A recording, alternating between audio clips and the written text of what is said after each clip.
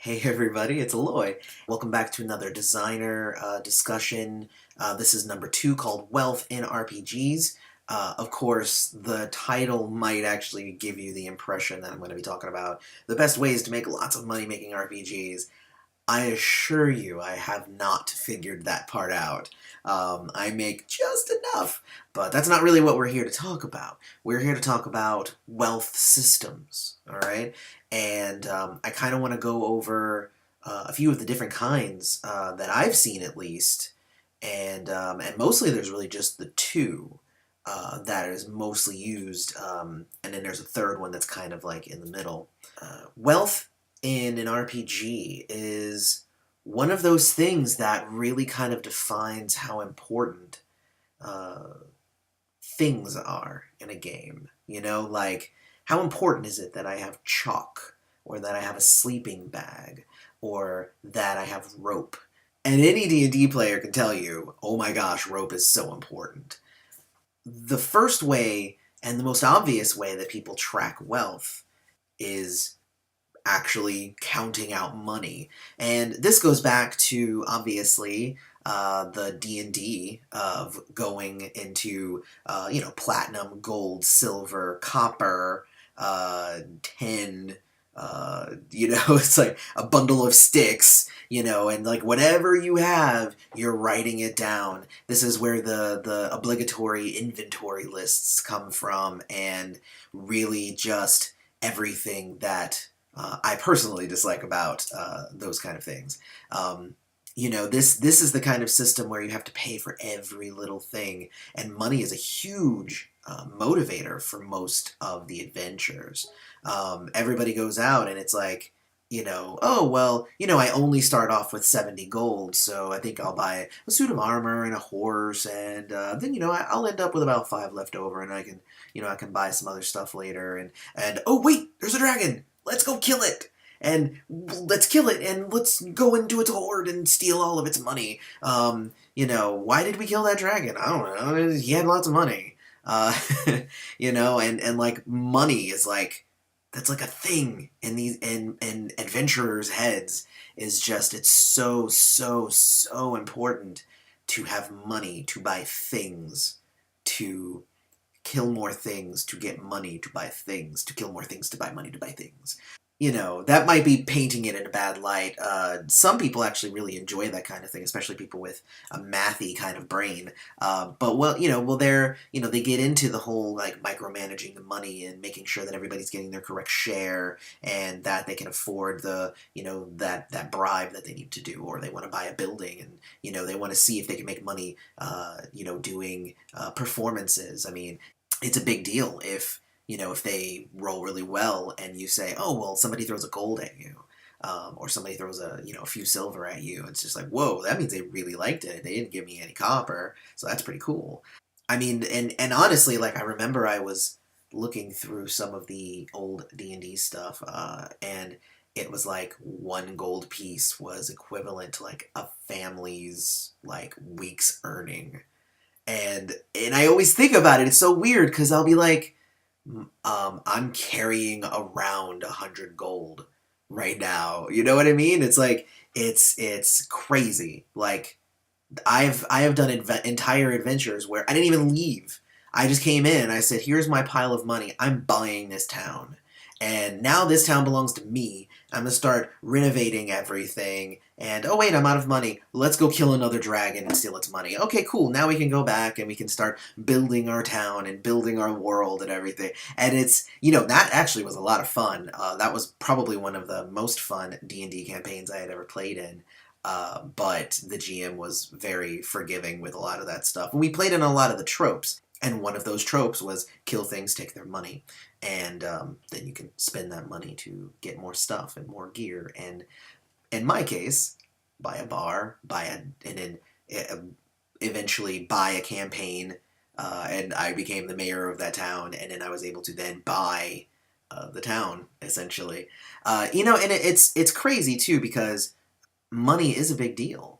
In the real world, it's a big deal, so it should be a big deal in an RPG, but maybe not to the extent where you're good guys are going around doing horrible things to living creatures in order to get that money.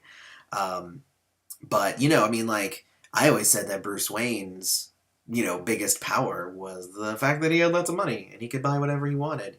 I mean, the gadgets and stuff are cool, and he's a great detective and everything, but he couldn't buy those gadgets if he didn't have money. He would have never became a detective or a martial artist as good as he is, because if he didn't have money, if he had to go to regular school, I mean, come on. That's ridiculous. He went to private schools. He got trained by ninjas. Anyway, so that's the first one, is the, micromanaging of it. The second one is mostly found in a lot of White Wolf games and a lot of games of that kind, where it's more about the drama, more about the setting, and less about the things that you have. And that's where you have just a wealth score. And actually, a lot of my Third Eye games that I've done up until now have actually had the same system, where with your buy points, you buy into a certain level of wealth that then stipulates the kinds of things that you would have. Now, this isn't a oh wait, I have 10 of this, so I'm going to do that. It's actually like, I put 3 points in wealth, which means I'm well off, which means I have a house, and I have a car, and I have a pet, and I'm probably married, and I have an iPod. And it becomes a thing where, the amount of wealth that you have is more about your background and your concept, and less about, what can I do to get this money? Because it's assumed that you have done the things, you go to work, you have investments, you do things in order to have this wealth level. And it makes purchasing items and everything that your character needs pretty easy. It's usually you just compare your wealth to the cost of the item. If it's equal or less, then you get it, and it's awesome. If you have more money than the item, then even better. You can buy lots of them, and, it's really fun. I like this system because what it does is it puts money on the back burner. And some people like that, and some people don't.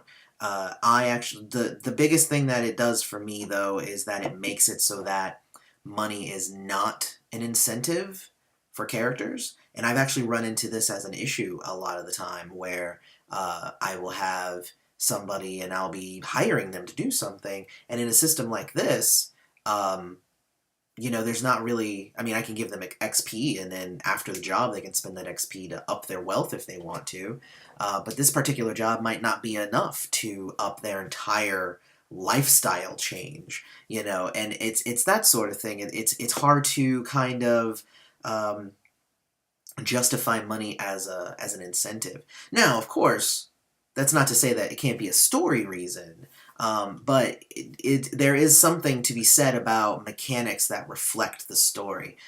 You can just say, oh yeah, you have some money and it's awesome, or you can say you have the points on there that say you have money. And there's a big difference with some players, especially me. I am one of those people who likes to have mechanical representation of things, which is why I design my games a certain way. So that's the second kind, is the, I'm here, the item is here, that means I can buy it. The item's here, means I can't buy it. Done. And then it's really easy. That does simplify the system. That's a lot less paperwork. You don't have to keep track of your items unless they're uber important. And it's a good way to do systems if money is not a big deal. Of course, the third thing, and this is actually something that I've been playing around with with my design of API 2nd Edition, and that's why actually this topic kind of all came up, is because I've been working on API 2nd Edition, and I woke up one day and decided to change the entire way that my wealth works. It was no longer just a version of the second example that I gave you. It became where the wealth was more of a living creature that you can use in order to buy your items, but you might need to risk some money. There's ways to get money, there's ways to lose money, but it's without actually accounting for each individual point, or each individual dollar. This is actually, it's similar to the system that was used in D20 Modern, actually, if I recall. It's been a while since I've read D20 Modern. I kind of just tried to adapt whatever I kind of came up with, but I remember D20 Modern being sort of like this, where you have a number of points. It basically becomes, you have a pool of points that represent money, and you can spend them in certain places. API Second Editions is even a little bit more fiddly than that. It's where there is a certain level where you can just get things for free. Some things might cost you 1, some things might cost you 2, but it's a range from 0 to 10, and it's pretty cool, actually. I'm a fan of this new way of doing it because the things that you have in API should matter a little bit more than in other games that I have designed. Because you do want to modify your guns, modify your weapons, modify your vehicles, and make sure that you can afford the bribes that you need to get the information from the demons. And you know, there's just a lot of stuff going on in the world that I think this actually adds to it and makes it awesome.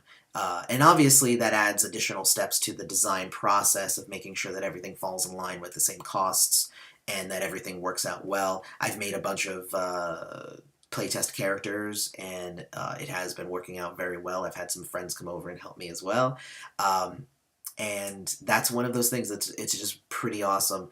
But that's actually a system that I haven't seen in a lot of games. It's usually just you either get standard equipment and then a pool of money for you to spend, or you just get a lifestyle level, and then that's it. That's normally what I see. This is more of a hybrid version of between the two. It's like the meeting in the middle between the two. The fourth one, obviously, is the you don't talk about money at all, and it's all just based on concept.